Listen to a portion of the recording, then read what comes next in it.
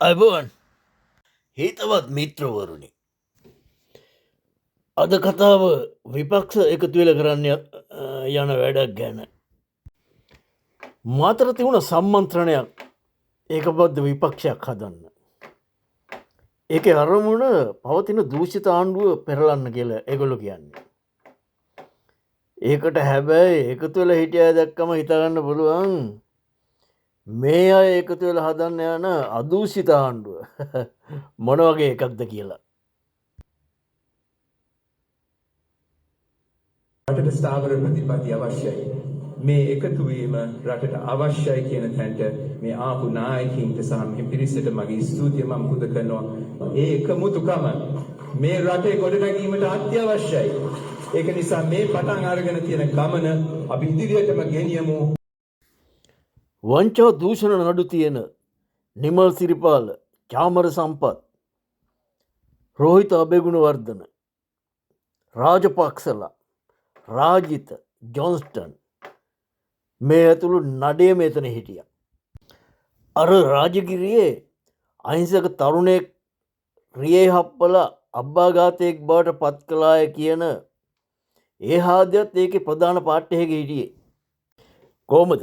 නියම නේද මේගොල්ලෝ හදන්න යන අදූෂිත ආණ්ඩුව? මෙතුමා තමයි දැන් නඩුව අහන්නේ. නඩු තීන්දුව දෙන්නේ. ආණ්ඩුව විමර්ශනාංශ නීතිපති දෙපාර්තමේන්තුව අධිකරණය ඔක්කොම අනුර කුමාර දිසානායක. ඒකනේ මේ කියන්නේ. ඒක නිසා මතක තියාගන්න අවිනීතික රජයක් ගොඩනගමින් තියෙනවා. සතා දැන් තමයි මතුවේගෙන එන්නේ. මුලින් මේ හංගගෙන ලස්සනට හිටියා. දැන් තමයි ටික ටික මේක මතුවේගෙන එන්නේ. ඒක නිසා අපි මතක් කරනවා මේ වගකීම බලනහර කපාගෙන මරලා හෝ මැරිලා හෝ වහන්න පුළුවන් එකක් නෙවෙයි. මතක තියාගන්න ජනාධිපතිතුමනි. ඔබතුමා අනේ අධිකරණයට ඇඟිලි ගැහිම. රටේ අධිකරණයට ඇඟිලි ගහන එක නීතිය නවන එක ගැන පසුගිය රජයන් වලට තිබුණේ නියම රෙකෝඩ්. ඔය UMP ආණ්ඩුවකින් තමයි ස්ත්‍රී දූෂණයකට වරදකරු වෙලා සිරදඩුවම් නියම වී සිටි ගෝනවල සුනිල්ට ජනාධිපති සමාව දීලා එතනින් විතරක් නැවතින් නැතුව මුළු දිවයිනටම බලපාන සාමදාන වේශ්‍යකාර තනතුරක් දුන්නේ.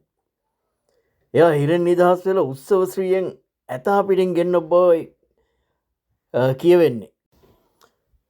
පස්සේ කාලෙක එකල බියගම දේශපාලන බලවතාගේ අධ්‍යාපන අමාත්‍යාංශයේ කොටසක් පාලනය කළේ ඔහු බව ප්‍රසිද්ධ රහසක්. නීතිය වලපල්ලට යවපු කාලයක් ඒ අවුරුදු 18 වසරේ මේ රටේ ක්‍රියාත්මක වුණේ. වැරදි කරන එවුන් ගෝල් ෆේස් එකට ගෙනහැල්ලා පහර දෙන බව කිව්වෙත් මේ රටේ හිටපු නායිකාවක්. මහින්ද රාජපක්ෂ ප්‍රසිද්ධිය පිළිගත්තා. තමන්ගේ අයගේ වැරදි වලට දඬුවම් කළේ නැහැ කියලා. මට මතකයි ඔය සජිත් ප්‍රේමදාසගේ සොහොයුරිය හොර මුදල් නෝට්ටු වගේක් එක්ක අහුණු වෙලාවේ ඇය තමා විසින් ඇව බේරගත්ත කියලා ඔහු විසින්ම ප්‍රකාශ කරා. මහින්දගේ කාලේ වෙච්ච දේවල් බැලුවාම මාධ්‍යවේදීන්ට පහර දීම, මාධ්‍ය ආයතන වලට පහර දීම, මාධ්‍යවේදීන් මහමග මරා දැමීම, අතුරුදහන් කිරීම, ඒ වගේම එතනින් නවතින් නැතුව රටේ නීතියේ ඉහළම හිටිය අගවිනිසුරුවරිය දෝෂාභියෝගයක් මගින් ඉවත් කිරීම සිද්ධ වුණ තියාගේ කාලේ. මේ කාලේ නිතර අහන්න ලැබෙන කතාවක් තමයි මේ ගම් වතුර එනකොට නයිමුගටි එක කොටේට නගිනවා කියන එක. මේ එන වීඩියෝ එකෙන් පෙන්වන්නේ ඒක ඔවුන්ගේම කටින් කියවෙන අවස්ථාවක්. අපි එකට වාඩිගත්තු මිනිස්සු ඉස්සර UMP කාර්යය ශ්‍රී ලංකා කාර්යය හම්බුනාට පස්සේ හරියට ණයයි මුගතියයි හම්බුනා වගේ. නම් බලනවා රාජ්‍යමත්තුමයි නිමල් සිරිපාලවතුමා කුටු කුටු වගා ඉන්නවා. කොච්චර ලස්සනද? සාගර රත්නායවතුමා මේ පැත්තේ ඉන්නවා. මහින්ද වරිර එනවතුමා අපි ඔක්කොම එක කඳ උරක එකට හිටියේ. අපේ මේක පක්ෂයකවත් වෛරය තිබුණේ නැහැ. මොකක්ද අපට අවශ්‍ය කරන්නේ? අපි කල්පනා කරන්න ඕන එක කඳ උරක ඉඳගෙන කොහොමද මේ මර්ධනකාරී ආණ්ඩුවට මුහුණ දෙන්නේ කියලා. අන්න ඒ වගේ කීමටයි අපි තමුන්නාසලා ලෑස්ති වෙන්න ඕන. ඉතින් අපිට හිතා ගන්න පුළුවන් මේගොල්ලෝ කියන ගම් වතුර තමයි ළඟදී අධිකරණයෙන් සාධාරණ නඩුහල දෙන නඩු තීන්දු ගැන ඉතින් ඒ වලක්වන්න තමයි මේගොල්ලෝ එකතු වෙන්නේ. හැබැයි ඔය අතරේ මේ චාමරගේ කතාවම නම් හිතෙන්නේ මේ සම්මන්ත්‍රණයෙන් එලි දැක්වෙන්නේ ඔවුන්ට තර්ජනය තියෙන විපක්ෂ මෙවුන්ගෙන් බවයි.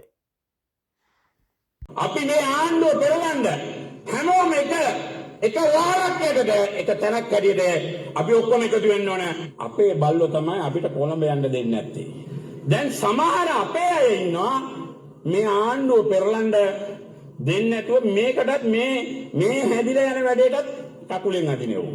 මේ මොන හරි කරලා මේ කුජිත ආණ්ඩුව මේ තුප්පයි ආණ්ඩුව ගෙදර යන්න මොකෙක් හරි එකතු වෙලා මොන හරි කරනවා නම් ඒකට සහයෝගය දෙන්න නැතුව තනින් තන බෙදලා ඉන්න එකද හරි? ඒකට සහයෝගය දීලා ඔක්කොම එකතු වෙලා මේ වැඩේ කරන එකද හරි කියන එක මම මේ අවස්ථාවේදී කියනවා. සමහරවුන් ඉන්නවා මේමයි. චාමරයත් ඔන්නම් ගියදෙන් ඉරේ ඇතුලේ. ඔකගේ කට වැඩි කියලා අපේ උනුත් ඉන්නවා කියනවා. අපෙත් ඉන්නවා එහෙම. අපි කවදාක්වත් සාගල මහත්තයලත් එක්ක වජිරලත් එක්ක වැඩ කරපු මිනිස්සුද? පූසන් මැටියෙන් හරි කමන්නේ නැහනේ ওই මීවල්ලනවා නම්. නායකෝ හදන්නේ පස්සේ ඉස්සලා මේගොල්ලෝ ගෙදර යවන්න අපි ඔක්කොම එකතු වෙමු. කොහොමටත් සජිත් ඇතුළු සජබය මේ රැස්වීම හිටියේ නෑ. මට හිතන හැටියට සජිත්ට තියෙන ලොකුම ප්‍රශ්නය තමයි විපක්ෂ නායකකම රැක ගැනීම. ඔහුට රටේ ජනාධිපති වෙන්න බලාපොරොත්තුවක් නැති බවයි පේන්නේ.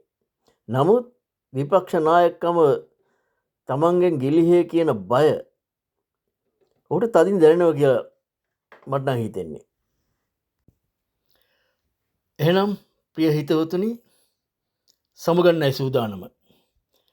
නැවතත් මේ වගේ වැඩසටහනකින් ආයෙත් හමු වනතුරු ආයිබෝන්.